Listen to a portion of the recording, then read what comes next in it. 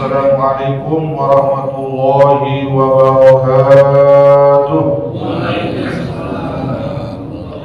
Alhamdulillahirabbil alamin alladzi hadana li hadza ma kunna linahtadiya laula an hadana Allah. Asyhadu an la ilaha illallah wa la syarika lah wa asyhadu anna sayyidana wa nabiyyana Muhammadan abduhu wa rasuluh. Allahumma salli ala sayyidina Muhammadin al-fatihi lima ulika wal khatimi lima sabaqa nasiril haq bil haq wal hadi ila siratikal mustaqim wa ala alihi wa sahbihi haqqa qadrihi wa miqdarihil azim. Amma ba'du, alhamdulillah hadirin, kita sekarang dalam pembahasan an Syaqiqil Bakhli annahu qala, dari Syaqiq al-Bakhli. Qala kana Ibrahim bin Adham. Ada seorang ulama namanya Ibrahim bin Adham. Yamshi fi aswaqil Basrah. Dia berjalan di pasar-pasar Basrah. Basrah ini kota di Irak. Dulu Irak ini sebagai pusatnya ilmu dunia. Kalau sekarang ada pusatnya ilmu dunia kayak di Mekah, Madinah, atau di Mesir, atau di Yaman, atau di Maroko. Nah, ini dulu pusatnya ulama-ulama atau para pelajar itu belajarnya di Basrah atau Irak. Fajtama'an nas, maka manusia berkumpul. Jadi kalau ada ulama kumpul nanya.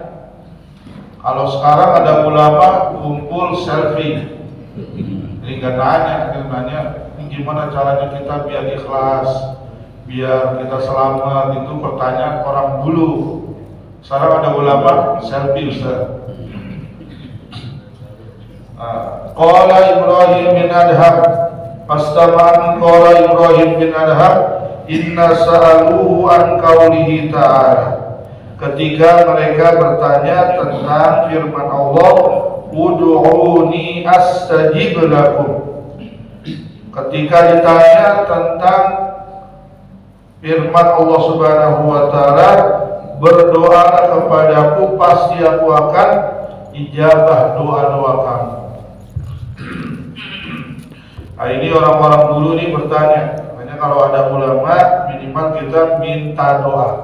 Doain biar berkah, biar ikhlas, biar selamat dunia dan akhirat gitu. Atau bertanya tentang ilmu.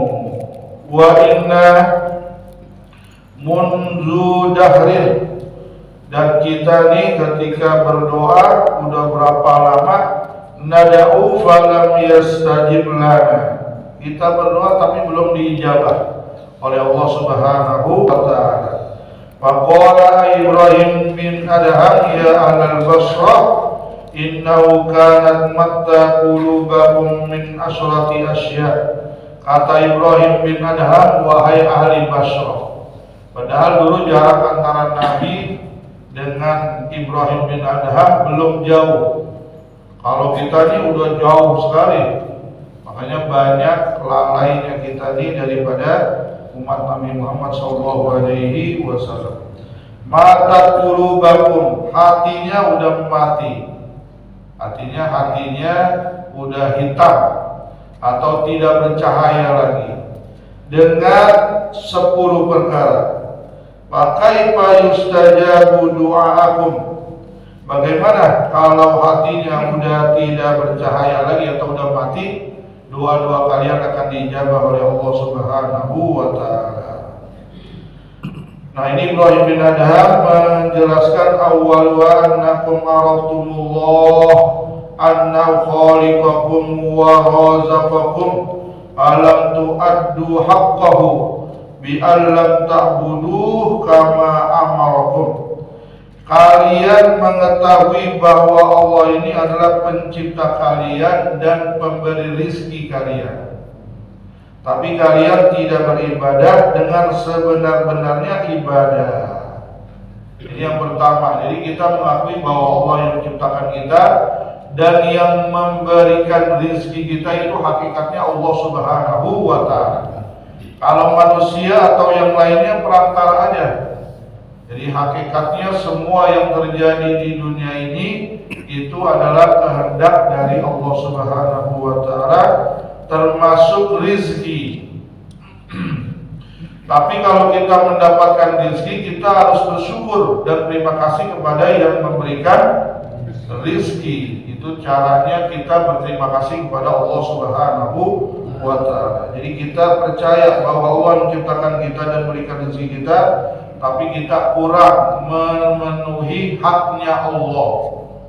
Ya, kalau kita sholat 5 waktu yang setiap hari, disuruh perintah sholat, sholat, diperintahkan puasa, puasa, diperintahkan untuk zakat, zakat.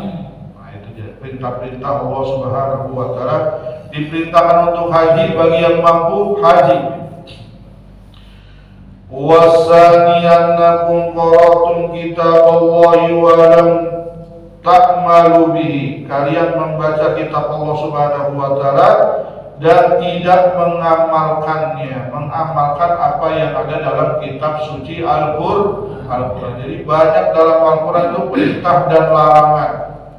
Larangan mendekati zina, larangan berbuat dosa, larangan durhaka sama orang tua.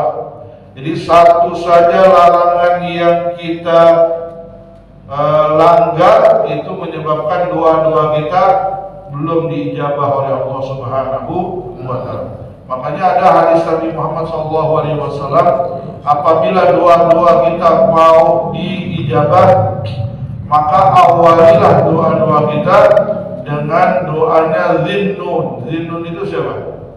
Nabi Yunus alaihi salam. Apa doanya? La ilaha illa anta subhanaka inni kuntu minadh dhalimin. Baca mungkin 10 kali, 11 kali, 30 kali. Baru setelah itu kita berdoa kepada Allah Subhanahu wa Ta'ala. Di jamaah yang mau berdoa, doanya agar diijabah, itu awali doa kita dengan kita berzikir la ilaha illa anta subhanaka inni kuntu minadh dhalimin. La ilaha illa anta, tidak ada Tuhan selain Engkau ya Allah. Subhanaka, maha suci Engkau ya Allah. Jadi itu ada 3 amalan sekaligus dalam doa Nabi Yunus.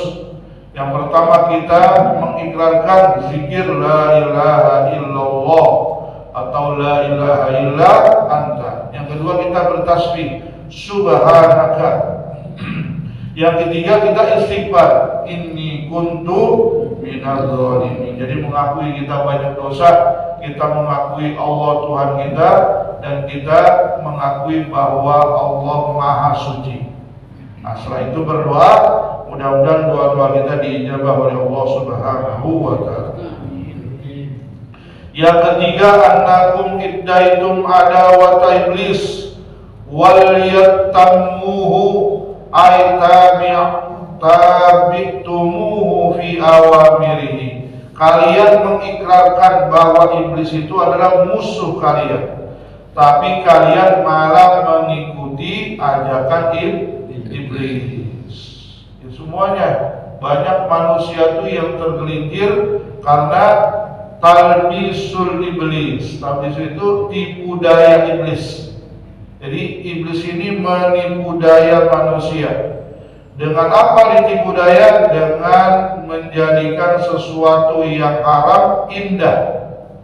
Di dalam Al-Quran dikatakan wa zayyana lahumus syaitana a'malahum, dan syaitan menghiasi perbuatan kita. Jadi perbuatan kita kayaknya indah, padahal itu merusak dirinya dan akhiratnya, dunia dan akhirat. Jadi banyak tuh orang yang kumpul nikmat kayaknya, tinggal sholat maghrib, tinggal sholat isya, terus bergadang sampai jam 10, jam 11, ngobrol kalau tidur.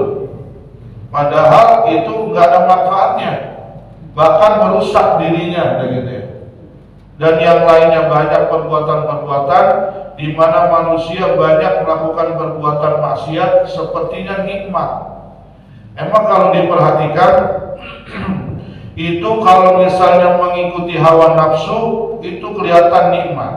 Itu dikatakan tadi itu ayatnya wa zayyana lahum syaitan a'malahum, dan Allah dan setan menghiasi perbuatan maksiat kita menjadi perbuatan yang nikmat.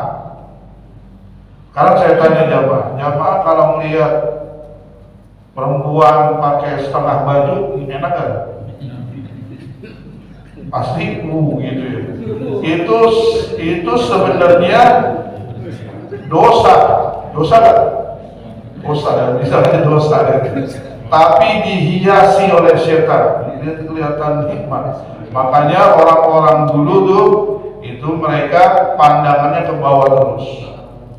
Bukan apa-apa, khawatir dia melihat sesuatu yang diharamkan oleh Allah Subhanahu wa Ta'ala. Kalau kita sekarang enggak lihat tuh samping, kanan, kiri, depan, belakang, jarang ke bawahnya. Nah, itu perbuatan yang haram tapi dilakukan atau dihiasi dengan kenikmatan oleh setan, oleh iblis. Atau kita salaman kalau sama laki-laki salaman cepet. Kalau sama perempuan ya lama. Dari mana nih? Ditanya saja. Itu udah nafsu. Makanya dalam ilmu fikih itu ada ilmu fikih. Kalau Imam Malik kalau bersentuhan dengan perempuan kalau tidak nafsu itu enggak batal. Ini yang namanya nafsu susah memprediksi.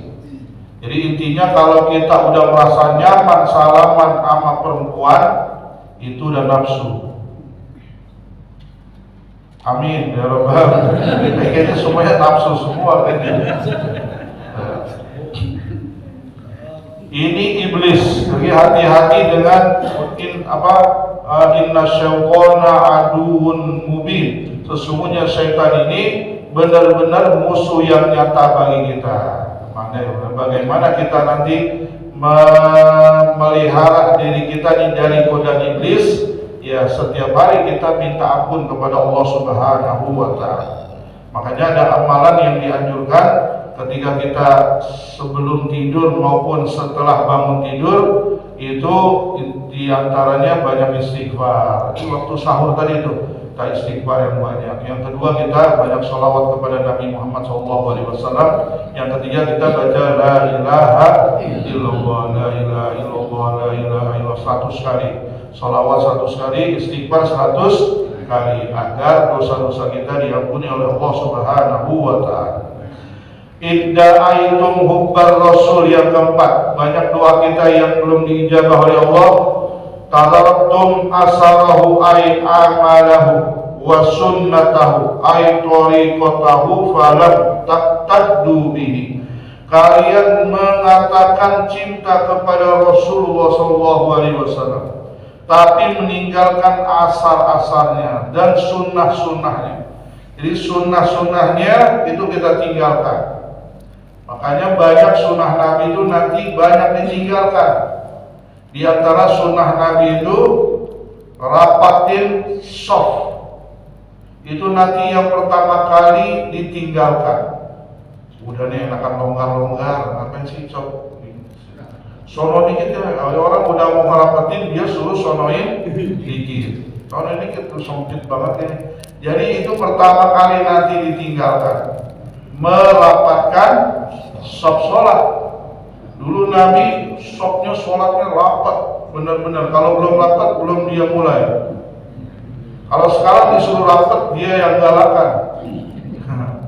Itu utama. Atau yang lainnya banyak sunnah-sunnah Nabi kita pelajari dari hadis Nabi Muhammad SAW.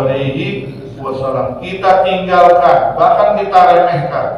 Makanya jangan sekali-kali kita meremehkan sunnah Nabi Muhammad SAW. Annakum iddaitum hubbal jannah wa lam ta'malu laha, ay lam ta'malu al-amala al-muwassalu ilaiha. Kita sangat senang kalau kita masuk ke dalam surganya Allah Subhanahu wa Ta'ala.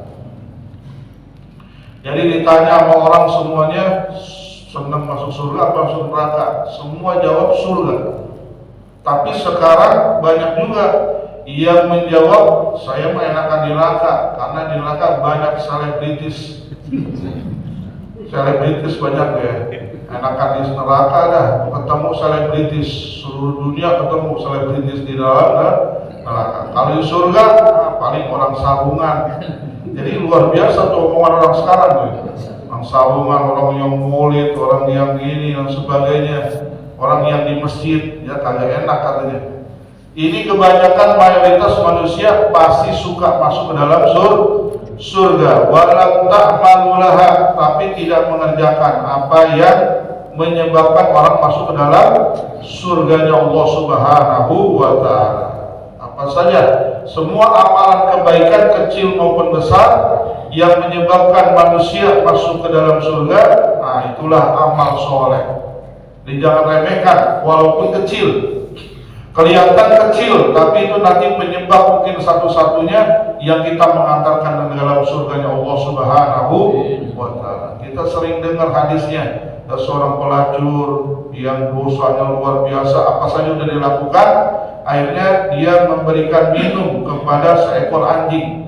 Karena sebab itu dia diampuni oleh Allah Subhanahu wa Ta'ala, dan dengan rahmat Allah dimasukkan ke dalam surganya Allah Subhanahu wa Ta'ala.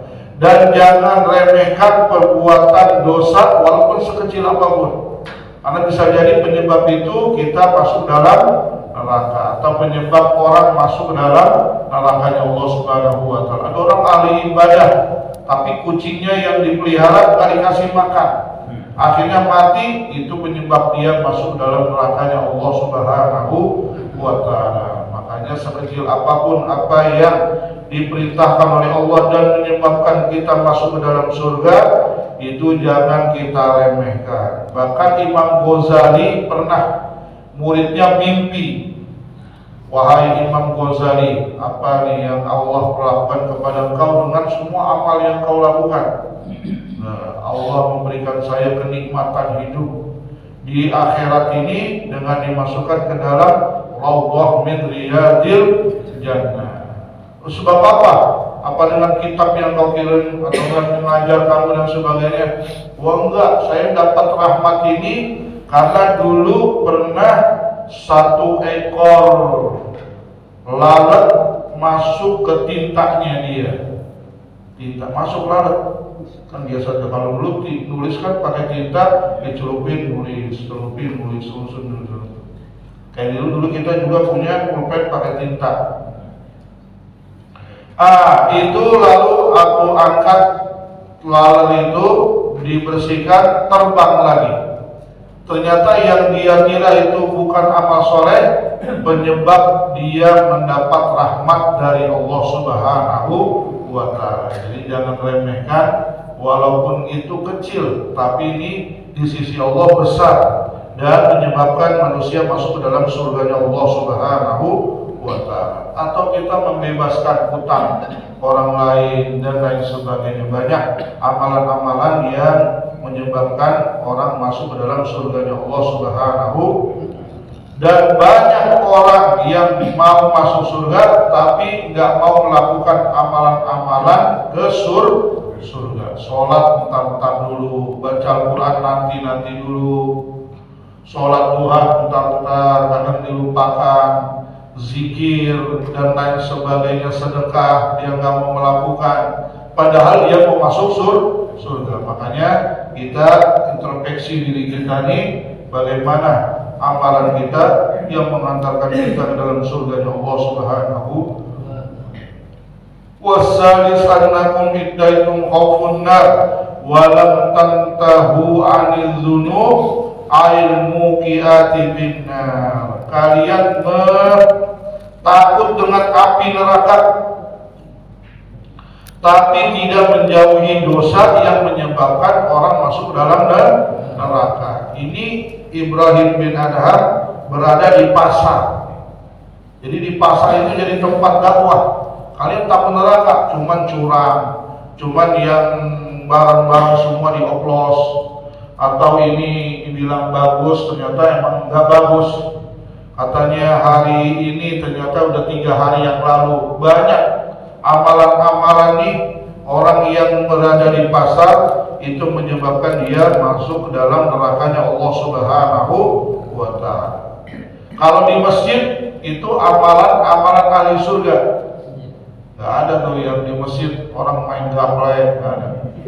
Atau dia curang di masjid, cuma paling beberapa aja Yang niatnya berbeda paling cuma 1-2 orang aja. Niatnya yang lain itu di masjid, insya Allah niat masuk ke dalam surga Allah Subhanahu. Kalau di pasar emang tempatnya. Dalam hadis dikatakan khairul biqa al masajid. Sebaik-baik tempat biqa itu wilayah. Satu tempat kayak kita 100 meter persegi itu yang paling baik adalah masjidnya. Jadi kalau kita ada di semua nih, rumah kita nih di Gang Dewa ini ada masjid, itu sebaik-baiknya tempat. Karena di situ tempat disebut nama Allah Subhanahu wa Ta'ala. Maka jadikanlah rumah kita sebaik-baik tempat. Bagaimana caranya? Dengan kita sholat di rumah kita. Makanya sebaik-baik sholat seseorang itu di rumah kecuali sholat fardu. Sholat fardu itu yang terbaik adalah di masjid. Sholat sunnah yang paling baik di rumah. Jadi karena rumah kita itu tempat sholat, sehingga rumah kita juga termasuk tempat yang terbaik. Karena di situ kita mendirikan sholat ibadah kepada Allah Subhanahu wa Ta'ala. Ini pasar. Wasyarruha, dan yang terjelek daripada tempat yang di bumi itu al-aswa, pasar. Pasar ini tempat macam-macam orang. Ada yang begini, ada yang begitu, ada yang macam-macam dah. Kita perhatikan aja nanti jamaah boleh juga pergi ke pasar. Dan sebaik-baik seorang laki-laki itu yang membelanjakan belanjaan istrinya. Jadi jamaah pernah ke pasar apa enggak? Itu yang beliin itu semua kalau di tempat tertentu kebanyakan yang belanja itu laki. Nah, perempuan di rumah aja tinggal masakin. Bagus juga kalau kita laki-laki yang masak. Udah perempuan suruh dandan yang rapi. Nanti kita masakin, makan dan sebagainya. Memang itu kewajiban suami sebenarnya. Kewajiban istri hanya melayani suami atau taat kepada suami. Kalau disuruh masak. Ya, kita kembali kepada pembahasan. Dan orang tidak takut dengan masuk ke dalam neraka Allah Subhanahu wa Ta'ala dengan mengerjakan apa yang menyebabkan seorang masuk neraka. Enggak sholat. Jadi orang ada juga yang enggak sholat itu biasanya, atau yang meremehkan sholat, nanti sholatnya digabung antara zuhur dengan asar. Nanti dia jam 3 sholat, sekalian sholat asar. Itu ada orang yang gitu. Atau sholat asar digabung dengan sholat maghrib. Sholat maghrib, sholat asar selesai, maghrib datang langsung sholat Akbar, selesai semuanya. Jadi sama termasuk meremehkan perintah Allah Subhanahu wa Ta'ala. Wasabi idda'aitum aiqadtum annal mauta haqqun. Kalian yakin bahwa kematian itu adalah hak. Aywaqi'un la budda minhu, atau ini adalah sesuatu yang pasti terjadi. Walam tasta'iddu lahu ay lam tatahabu bittibianil amali sholih li ajli, tapi kalian tidak mempersiapkan diri. Jadi wa annal mauta haqqun wa annan nar haqqun wa annal jannah haqqun wa anna liqa'illahi haqqi haqqun. Nah, itu dalam talqin kan dibaca bahwa surga itu hak, neraka hak, dan berjumpa dengan Allah itu adalah hak. Nah, tapi kita enggak mengambil iktibar dari kematian yang kita yakini bahwa dia pasti akan sampai waktunya, dan dia tidak mempersiapkan dirinya untuk menghadap kepada Allah Subhanahu. Wa taraktum buyuba anfusikum bi alam tahawalu fi tadhiriha. Kalian tidak memikirkan aib kalian untuk membersihkannya dari kotoran-kotoran hati kita. Wa tasiyannakum taquluna rizqallah wa la tashkurunahu. Wa syukrul amri lillahi ta'ala lanahu alaihi dzikrihi ilaihi thumma ta'atihi lillahi ta'ala. Kalian memakan dan meminum rizki Allah. Kita ini dari kecil, bahkan sebelum lahir udah disiapin rizki kita. Jadi di dalam kandungan kita tuh udah dikasih rizki oleh Allah. tanpa kita minta. Bayangin, ibu kita makan susu, itu nutrisarinya masuk ke kita, calon bayi. Lalu minum air putih, ya kita dapat. Minum ini yang bagus-bagus, dapat semuanya. Minum susu formula. Dulu laktogen, betul ya? Susu hamil kan itu ya? Saya lupa lagi sih, saya udah lama gak hamil. Anaknya udah botok tergede. Itu minum susu, itu Allah berikan kepada calon bayi. Bayangin, makan daging, makan sate, dapat juga tanpa diminta. Lalu ketika kita bayi juga kita langsung dapat makanan, betul ya? Terus kita sekarang udah besar gini juga banyak nikmat yang diberikan oleh Allah, tapi kita kurang mensyukuri nikmat yang telah diberikan oleh Allah Subhanahu wa Ta'ala. Bagaimana kita mensyukuri nikmat Allah? Sana'uhu alaihi bizikri ihsanihi, dengan kita berzikir kepada Allah. Subhanallah walhamdulillah. Itu tadi yang dibaca tuh oleh saudara kita sebelum azan. Itu termasuk mensyukuri nikmat Allah Subhanahu. Tidak ada Tuhan selain Allah, Maha Suci Allah, segala puji bagi Allah. Allah Maha Besar. Astagfirullahaladzim. Semua itu zikir-zikir, itu termasuk di antara mensyukuri nikmat Allah Subhanahu wa Ta'ala. Terakhirnya, ngambil iktibar ketika kita mengantarkan jenazah masuk ke dalam liang lahatnya, kita lihat dan sebagainya, kita perhatikan. Lalu kita mengingat-ingat juga berapa tahun lagi nih umur kita dan sebagainya, mengambil pelajaran. Kalau sekarang kita lihat di sebelah sono itu pada merokok, pada ngobrol aja. Start sini, yang diajak merokok juga kita. Kopi ya, ada urusin diri dulu. Jadi ajak kopi, di situ ada tempat kopi, sebagian pesan kopi. Macam-macam sekarang, luar biasa. Makanya kita nih yang ngaji, ketika kita mengantarin jenazah, udah kita anterin sambil kita lihat dan kita perhatikan. Ini agar kita mengambil pelajaran dari apa yang ada di hadapan kita. Karena innal mauta kafa bil mauti wa'idho. Cukuplah kematian saudara kita itu sebagai nasihat. Jadi kalau menjadikan dia sebagai nasihat, berarti kita memperhatikan terus dari awal sampai akhir.